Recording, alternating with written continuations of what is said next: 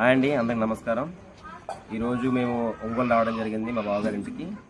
So మా బావగారు ఒక బర్త్డే ఫంక్షన్ చేయాలి, ఎలా చేయాలని చెప్పేసి నాకు ఒక టాస్క్ ఇచ్చినప్పుడు నేను ఇన్స్టాగ్రామ్లో ఒక చిన్న పేజ్ చూశాను, అదే అనిల్ ఈవెంట్స్ అని చెప్పేసి.